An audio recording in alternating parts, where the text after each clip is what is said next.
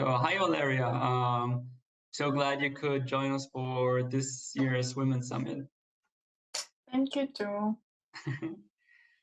So, as we all know, in February, Ukraine was attacked by Russia. Could you describe maybe to our audience how you experienced this? So on the 24th of February, Russia decided to destroy my country. And on the first day of war, I lived in a bomb shelter. Then I make videos on social media about my lifestyle during the war, and not only about life in a bomb shelter, like totally in Ukraine, what happened. And then I go to Europe, so it's a long story to tell everything. Okay, so like you said, a few months ago, you posted this video about life in a bomb shelter, and it went viral. It now has over 50 million views on TikTok. What were your thoughts when you realized that suddenly you could reach so many people with one video? First of all, but I think that I can really help my country. First of all, I'm useful to my country. Can show really true information to my audience, followers, and before I have never thought about that I can do this, but. Social media, especially my videos in TikTok, for me it's a very nice example how social media need to show really true information, especially about war. Mm-hmm. And how has your attitude maybe changed? Your attitude towards social media changed since then? No, I mean, I always know that social media has a very strong power. Before, I always post about photos. So, and it's also helped to me and helped to other people. For example, it was exchange. I can make photos for them, and also about war. It's for me it's very simple to understand how it works because all my life I use social media. Mm-hmm. Your videos about the war, they are mostly satirical. Why do you use humor to cope with, to communicate all these things that are happening? So for me, humor it's what goes from me inside, and it's really nice. I can say medicine, humor during this horrible situation, because I know that so many people die every day, so many killed by Russia. I know that it's so horrible, terrible, and it happens nowadays. For example, today Russia again bombed city center of Kiev, and so everything is so terrible. But if you need to have a hope, you need to know that tomorrow everything will be okay. Anyway, you need to continue your life because some people don't have money to flee to another country. Some people decided to stay in Ukraine because it's their home, and I can totally understand. So humor, it's a nice way how to deal with problems. Mm-hmm. So it's a nice way how to deal with problems. But are there things, in your opinion, that people maybe shouldn't joke about? And that's just your opinion. I can compare, about Jews because, for example, when I were at school and like my classmates and me, we were 12 years old, so 13 years old. Oh, okay, no, I can hear these jokes now about Jews, and now I can understand that next generation of people will be the same, but not about Jewish. Everyone can forget about them, but no, not forget. I mean, it's so I always try not I always start to compare that Putin is the second Hitler, and he does the same things like Hitler. And for me, it's the same history repeat again and again. Now we are like Jews. So you understand. And I don't want that next generation will make jokes about that, because, for example, my cousin did, and it's not funny. It's totally not funny. Of course, yeah. So in July, you published a book called "Things that Just Make Sense in a Bomb Shelter." Why did you decide to write a book, and what is it about? So first of all, it wasn't my idea to write a book.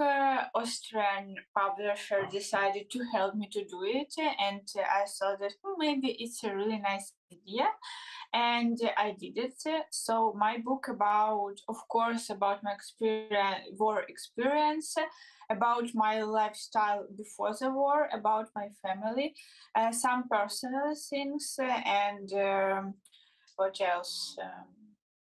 Like about what happened with me. It's a small part of my life, and I decided to write it in a small book with some pictures, my pictures.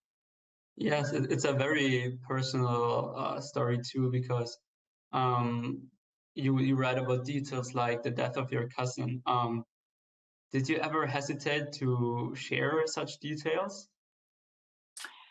I mean, I know that it's so personally, it's really so much details, but I think that I wanted that everyone need to know. Like it happened with me, so it's not a joke. It's a real life. Like person who are sit next to you can also lost a person during the war. So it's what happened with you. Like next to you, person sit, and you can't understand who is it, what is she doing, for example. But it's much close to you. For example, I'm now in Poland, and maybe some Polish people.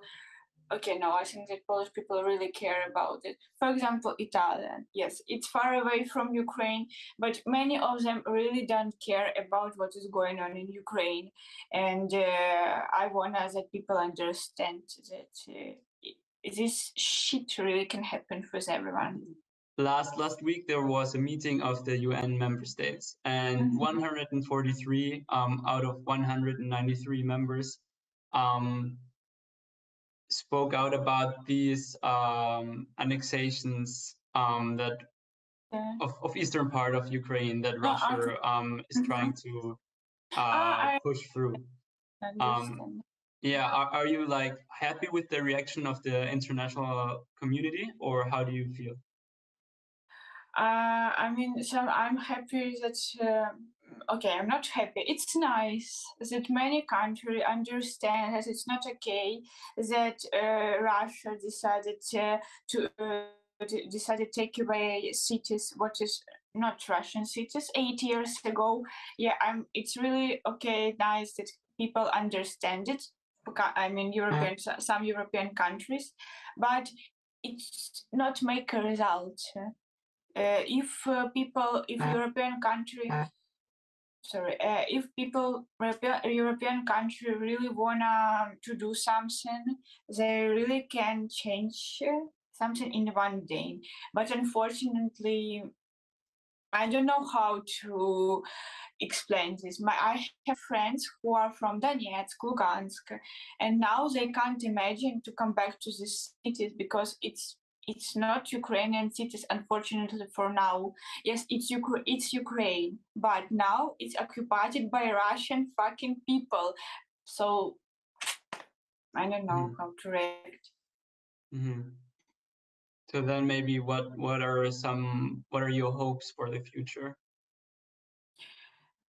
I hope that first of all, Ukraine will get more weapons every day from United States, European countries. I hope that Russia will be like official the terrorist state. because I'm honestly I'm so tired what is going on in my country. Last Monday it was bombed again in this. It was bombed in the city center.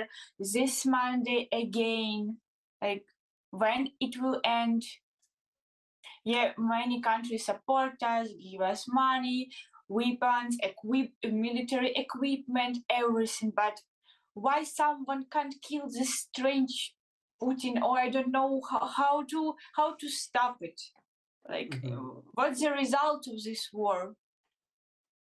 Yeah, this is the Women's Summit, right? So, what role, in your opinion, do Ukrainian women play in the war?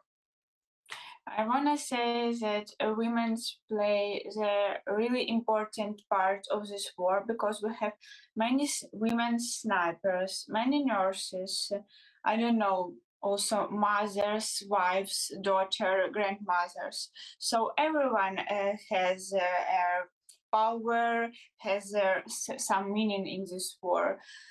So, or even if you make a donation, everything what you're doing, women, men, everyone can make something, and it will help a lot. And the motto of this summit is Superwoman. What does Superwoman mean to you? For example, I'm inspired when I see a woman who are so self-confident, smart. She working, she has children. I don't know, husband, like woman who has combined family and business. For me, it's so inspiring. All right. Well, thank you, Valeria, for taking the time to speak to us. And I wish you only the best. Thanks for taking time. Thank you so much too.